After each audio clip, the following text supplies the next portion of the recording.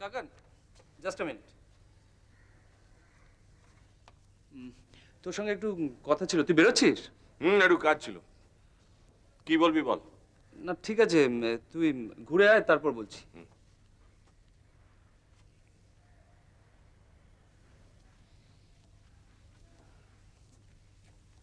আমার একটু পরে গেলেও চলবে, বল কি বলবি। বলছিলাম দুর্বাকে একটু ইউনিভার্সিটিতে ভর্তি করে দেওয়ার ব্যবস্থা কর না। ইউনিভার্সিটি? হ্যাঁ, তাতে তো আমার কোনো অসুবিধা নেই। আমি জানতাম তোর কোনো অসুবিধা হবে না, তবে বাড়ির সবার তো পছন্দ নাও হতে পারে, তুই একটু সামলে দিস। কি ব্যাপার বলতো অর্ঘ, তুই কাউকে কিছু বলিসনি নাকি? আমাকে সবাইকে জানাতে হবে? না না, ঠামকে বলেছিলাম, বাড়ির সবাইকে তো তুই জানিস। বাড়ির বউ বাইরে বেরোবে, সেটা সবার পছন্দ নয়। সিদ্ধান্তটা তুই ঠিকই নিয়েছিস। পড়াশোনাটা যতদিন চালিয়ে যাওয়া যায় ততদিনই ভালো।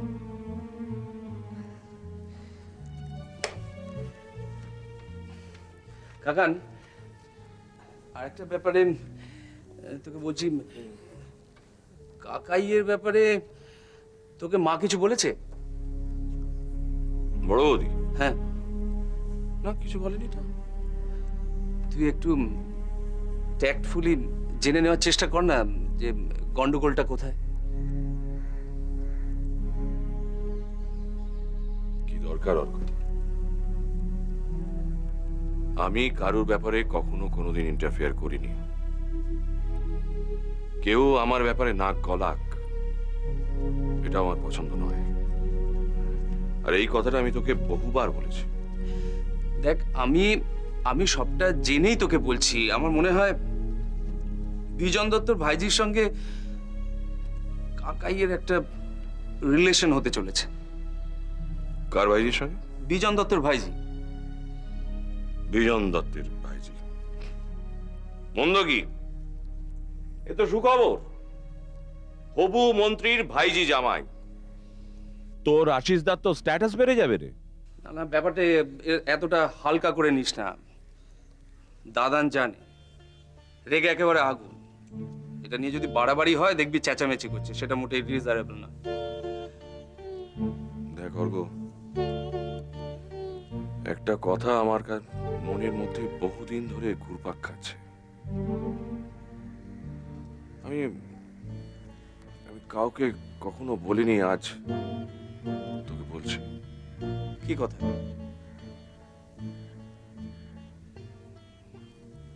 আশিস আমাদের ফ্যামিলির ব্যাপারে কনসার্ন নয়। ও সব সময় নিজেকে আমাদের ফ্যামিলিতে আউটসাইডার বলে মনে করেছে, আর সেই জন্য বিজন দত্তের ভাইজির সঙ্গে এই সম্পর্কটা তৈরি করেছে। আর আমি এই ব্যাপারে একদম ইন্টারেস্টেড নই। ভবিষ্যতে আমাকে এ নিয়ে কিচ্ছু করতে বলবি না, ঠিক আছে?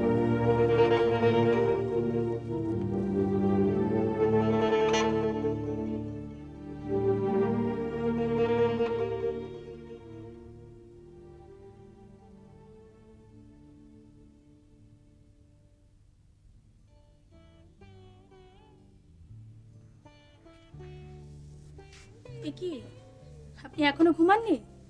আপনাকে বললাম না ঘুমিয়ে পড়তে। ঘুম আসছে না যে। ঠিক ঘুম আসবে। কোন সকালবেলা আপনি ঘুম থেকে উঠেছেন বলুন তো? সে আমার অভ্যেস আছে। অফিস যখন আপনার ছিল তখন কি আপনি অসুস্থ ছিলেন? আর অসুস্থ শরীরকে বিশ্রাম দিতে হবে না? তুমি বড্ড শাসন করো। শাসন না করলে যে আপনি একটুও কথা শোনেন না। লক্ষ্মী মেয়ের মতো সব কথা শুনলে কি আর শাসন করার দরকার হতো? তুমি বাড়িতেও সবাইকে এরকম করে শাসন করো বুঝি? বাড়িতে? আমার বাড়িতে তো কেউ নেই ঠাকুমা, আমি একটা মেসে থাকি তো।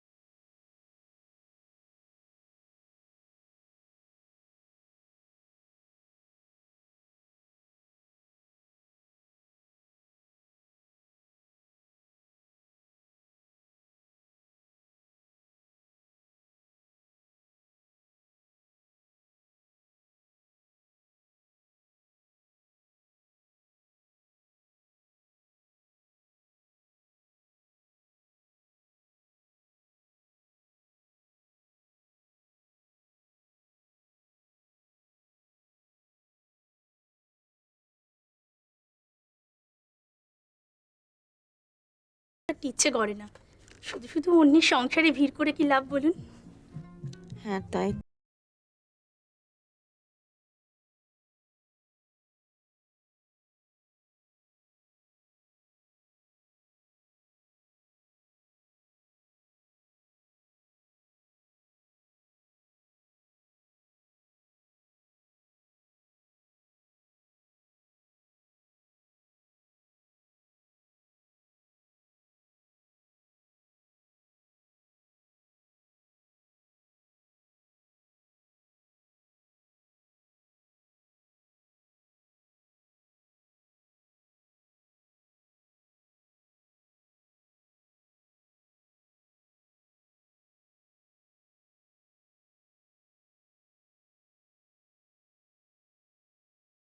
কি লাভ?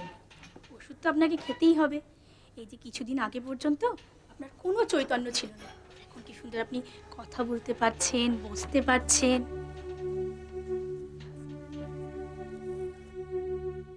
আমার কোনো চৈতন্য ছিল না।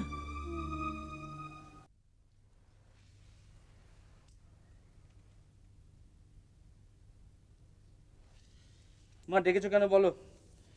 আমার তাড়া আছে, বেরোতে হবে। কাল এত দেরি হলো কেন বাড়ি ফিরতে? কালকে কটায় ফিরলাম যা?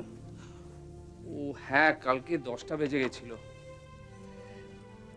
বেজেছিল যে সে তো জানি, কিন্তু কেন বাজলো সেটাই তো জানতে চাইছি। জিজ্ঞেস করছো কেন বলো তো? দরকার আছে তাই। কালকে কি যেন ও কালকে তো ওই কে আর ডিজাইনার দুজন এসেছিল, ওদের চাকরির ব্যাপারটা আমি একটু খতিয়ে দেখছিলাম। অত কথা আমার জানার দরকার নেই। এখন থেকে তুমি রোজ সন্ধ্যেবেলা তাড়াতাড়ি বাড়ি ফিরে আসবে। সারাদিন যেখানে খুশি থাকো, যত খুশি কাজ করো, আমার কিছু বলার নেই। তাই আবার হয় নাকি? এরকম ডেফিনিট করে বলা যায় কখন ফিরবো? আমার যা বলার আছে তোমাকে আমি বলে দিলাম। তোমার শোনার ইচ্ছে থাকে শোনো, না শোনার থাকলে আমার যা করার আছে সেটা আমি তোমাকে দেখিয়ে দেবো। কি ব্যাপার বলো তো? এরকম শার্পলি রিঅ্যাক্ট করছো কেন? ব্যাপারটা কি? ব্যাপার আবার কি? আমি তোকে তাড়াতাড়ি আসতে বলছি, তুই তাড়াতাড়ি বাড়ি আসবি, ব্যাস। আচ্ছা বলছো কেন সেটা তো বলবে। তোমাকে কৈফিয়ত দিতে হবে নাকি? যা বাবা, কৈফিয়ত কোথায় চাইলাম? দেখি হাতটা দেখি।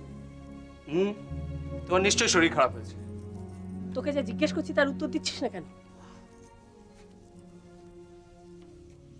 এখন থেকে রোজ সন্ধ্যেবেলা ফিরে আসবি তো?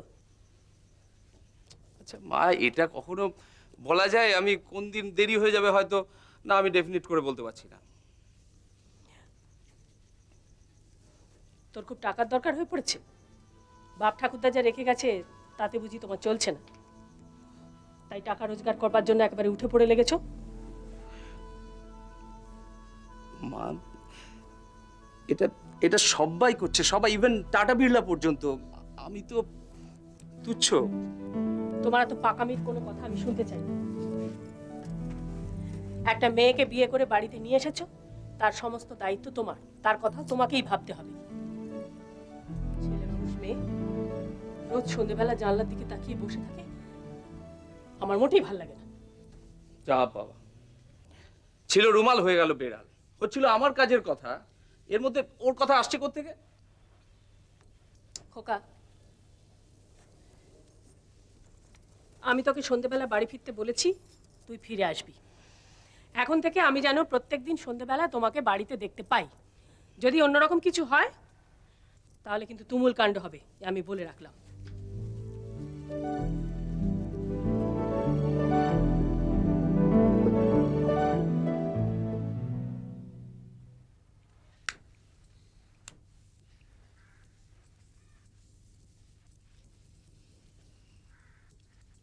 এটা কাজ করতে হবে রজা। কালকে তোমার কটা ক্লাস আছে বলো তো? কালকে আমার না 5টা ক্লাস আছে। 5টা? ও, তাহলে তুমি কাজটা করতে পারবে। আগে বলো না কি কাজ করতে হবে। দুর্গা আবার পড়াশোনা করতে চাই জানো? আচ্ছা তুমি জানলে কি করে? তুমি বা জানলে কি করে? কে বললো তোমাকে? আমাকে তো দুর্গা নিজেই বলেছে। ও বোধহয় কাকামণিকেও বলেছিল, কিন্তু কাকামণি বেশি গুরুত্ব না দেওয়া আর পার্সিউ করার সাহস পায়নি। কদিন আগে অর্ঘ আমাকে ডেকে বললো যে দুর্গা পড়াশোনা শেষ করবে। ভালোই না, কি বল? এ কথা তুমি আমায় জিজ্ঞেস করছো? এর থেকে ভালো আর কিছু হতে পারে? শোনো না, ওকে ভর্তির ব্যবস্থাটা তুমি করে দাও না। দেবো, নিশ্চয়ই দেবো, and with pleasure. Thank you. তাহলে আর আমাকে দৌড়াদৌড়ি করতে হবে না। এই বয়সে না আর দৌড়াদৌড়ি করতে ভালো লাগে না, জানোই তো আইসি মানুষ আমি। সে কথা তুমি আমায় জিজ্ঞেস করছো? আমি আর জানি না। আমি সব ব্যবস্থা করে দেব। আস্তে you don't have to worry. বালিশটা নাও। ঠিক আছে। ওর সাবজেক্টটা কি জানো? ইকোনমিক্স বোধহয়, তাই তো বলেছিল। আচ্ছা স্বপ্নেন্দু, তোমাকে একটা কথা জিজ্ঞাসা করবো, রাগ করবে না তো? রাগ করবো কেন, বলো না। ধরো এই কথাটা যদি অর্ঘ্য না হয়ে দুর্বা তোমাকে বলতো যে ও পড়তে চায়, তাহলে কি তুমি একই রকম কনসার্ন হতে? মানে বলো না।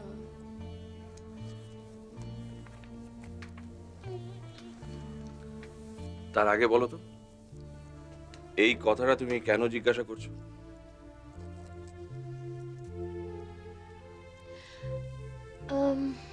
আমার মনে হয় যে তোমাদের বাড়িতে তোমরা সবাই বড্ড বেশি ডমিনেটিং। আমাদের কোনো মত, কোনো ইচ্ছের কোনো দাম নেই তোমাদের কাছে। এই আবার শুরু হলো। রঞ্জা, তুমি কিন্তু একটা সাংঘাতিক ক্ষতি করে ফেলছো। সব ব্যাপারকে বাঁকা চোখে দেখার অভ্যেস করে ফেলেছো, এটা ভালো নয়।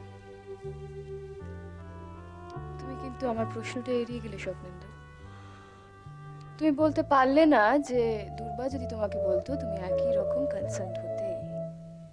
হতাম না। কেন হবো বলো তো? দুর্গা হচ্ছে অর্ঘ্য স্ত্রী। দুর্বার সব ব্যাপারে সিদ্ধান্ত নেবার অধিকার একমাত্র অর্ঘ্যর আছে। আমরা সেই সিদ্ধান্তকে সমর্থন করতে বা না করতে পারি, এর বেশি কিছু করার অধিকার আমাদের নেই।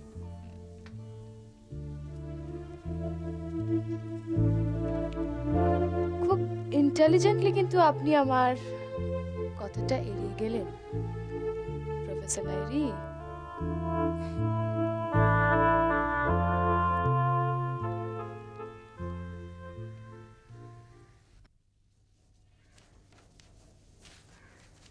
আচ্ছা বৌমা, কাল তোমার বন্ধু এসেছিল তাই না? ওই যে অঞ্জু নাকি নাম? রঞ্জু, রঞ্জু। ওর নাম রঞ্জাবতী, আমি ওকে রঞ্জু বলে ডাকি। আচ্ছা আচ্ছা, ও কি তোমার কলেজের বন্ধু না স্কুলের? দুটোই। আচ্ছা মা, আপনি এবার কাজকর্ম বন্ধ করুন না, ওই মেয়েটা এসে করবে কোন পরে।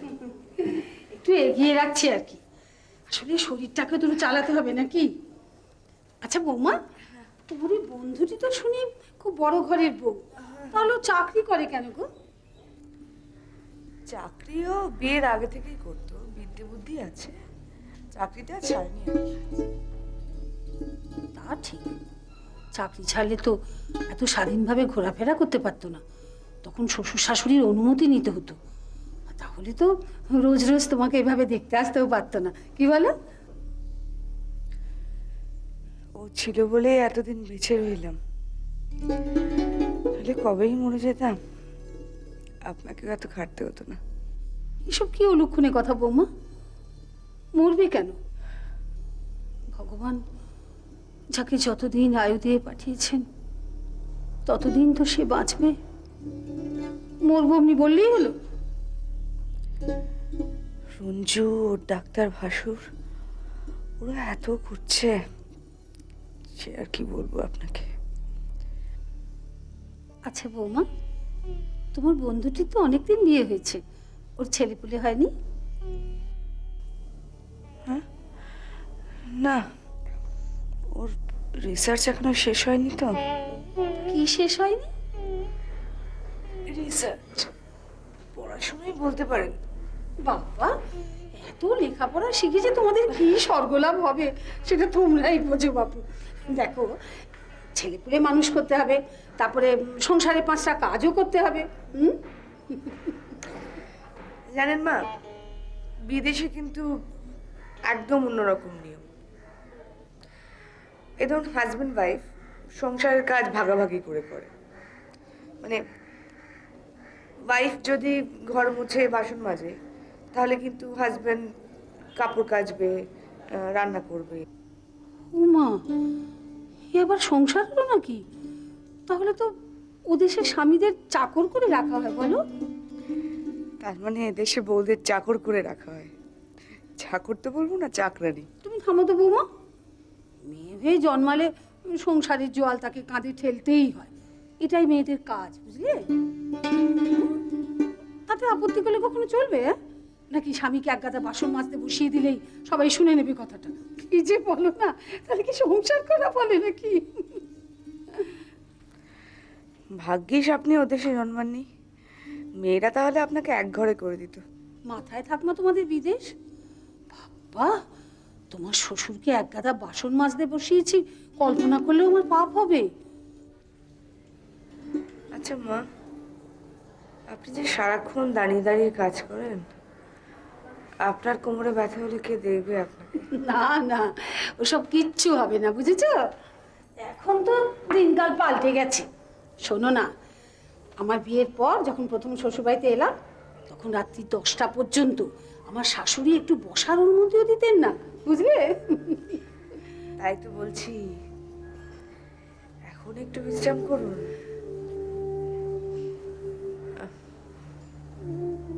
কি হলো বৌমা, কি হলো?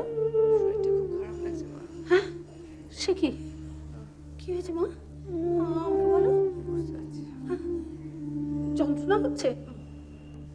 বলো না মা, খুব কষ্ট হচ্ছে তোমার? বলো মা, আমাকে বলো, কি হলো?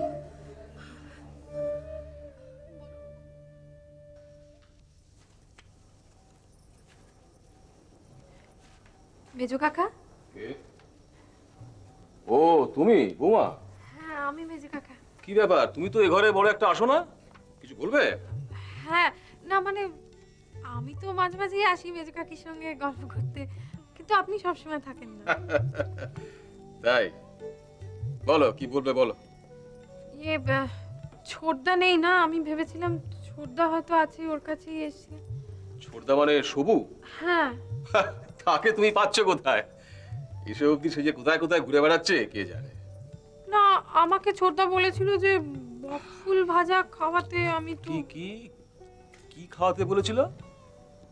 বকফুল আসলে ছোটদা না বিশ্বাসই করতে চায় না যে বকফুল বলে কিছু হয় আর সেটা আবার ভাজা যায়। আমি সেজন্য আজকে ছোটদার জন্য বকফুল আনিয়েছিলাম। না না, বকফুল হয় বই কি, ঠাকুমার কাছে আমরা অনেকবার খেয়েছি। তবে এখন তো সব বদলে গেছে, এখন এইসব রান্না করার খাওয়ার সময় কার আছে বলো? না, ছোটদা আমাকে বলেছিল, কিন্তু আমি যদি ভালো করে বকফুল ভেজে ছোটদাকে খাওয়াতে পারি তাহলে আমাকে একটা ভালো সিনেমা দেখতে নিয়ে যাবে। তাই? তোমাদের তো বেশ বোঝাপড়া হয়ে গেছে। হ্যাঁ, বাহ, শুনে খুব ভালো লাগলো, খুব ভালো, খুব ভালো। মেজো কাকা, আমি আরেকটা কথা ছিল। হ্যাঁ বলো না, বলো। ওই মেজো কাকি বলছি, আপনি রাগ করবেন না তো? রাগ করবো কিসের জন্য?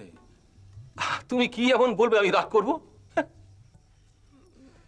আপনার এই গ্যাস্ট্রিকের ওষুধটা। ও দেখো দেখো দেখো, একদম ভুলে গেছি। দাও। তুমি এতক্ষণ বলনি কেন? আগে বলবে তো। এই নিন। Thank you. খুব আটকে গেছে বুঝলে।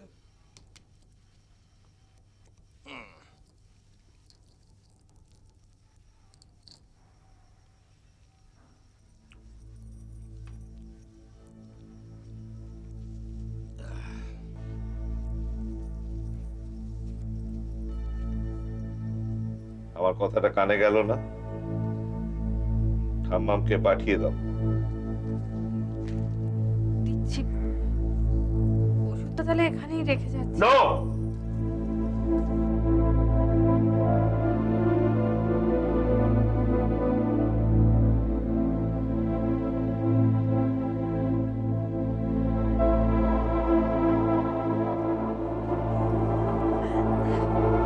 কি হলো বৌমা? কি হলো তোমার?